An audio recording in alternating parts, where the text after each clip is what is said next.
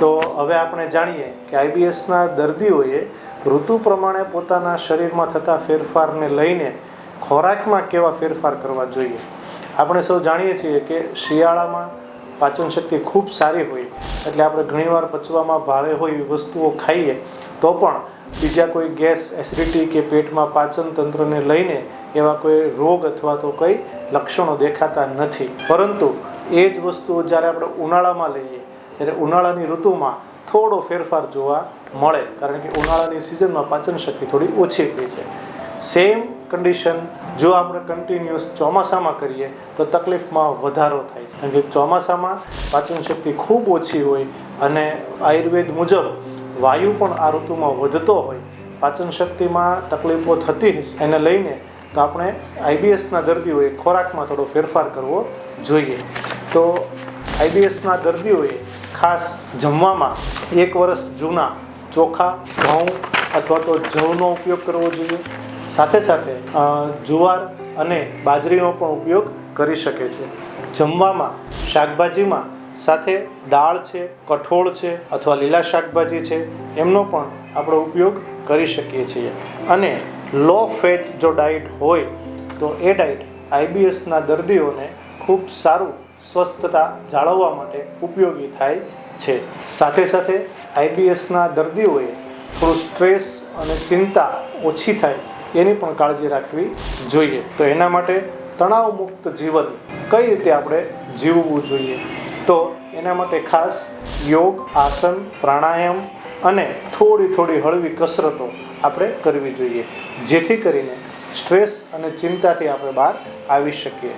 હળવી કસરતો પાચન શક્તિમાં પણ અને ખોરાક પચવામાં પણ ખૂબ મદદ કરશે, જેથી કરીને આવા દર્દીઓને ક્યારેક લૂઝ મોશન કે ઝાડા થવા, ક્યારેક કબજિયાત થવી એમાં પણ ફાયદો કરશે. હવે આઈબીએસના દર્દીઓએ ખાસ ખોરાકમાં શું ના લેવું જોઈએ, જો એના વિશે આપણે ચર્ચા કરીએ તો આ દર્દીઓએ પચવામાં ભારે હોય એવો ખોરાક, ખાસ કરીને આજના સમયમાં મેંદાની જે વસ્તુઓ આવે છે એ લેવી જોઈએ નહીં.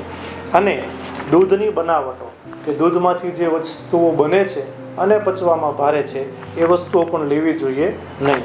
સાથે મસાલેદાર ખોરાક, તળેલી વસ્તુઓ અને મેંદાની બનેલી વસ્તુઓ, બિસ્કિટ, બેકરી પ્રોડક્ટ્સ, વધુ પડતો તળેલો ખોરાક અને કોલ્ડ ડ્રિંક્સ આ ઋતુમાં અથવા તો આઈબીએસના દર્દીઓએ લેવો જોઈએ નહીં. હવે આઈબીએસના દર્દીઓએ આયુર્વેદમાં 2-4 વસ્તુઓ જે વર્ણન કરેલું છે એનું જો નિયમિત પ્રયોગ કરે તો ખૂબ સારો ફાયદો અને લાભ એમને મળે છે.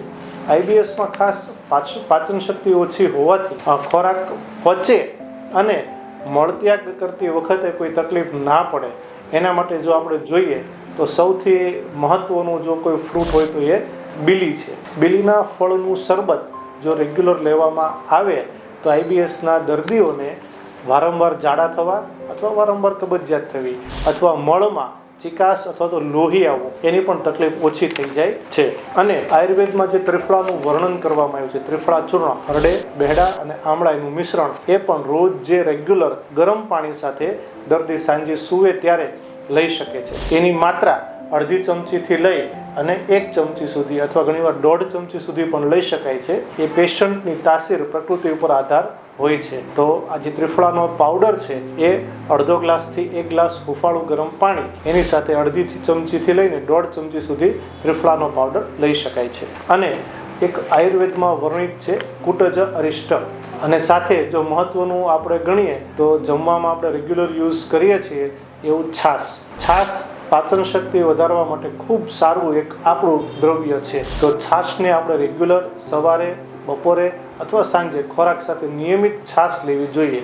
છાશથી પાચન શક્તિમાં ખૂબ સારો ફાયદો થાય છે અને મળને લઈને જે કાંઈ સમસ્યાઓ આઈબીએસના દર્દીઓને છે એ ખૂબ ઓછી થાય છે.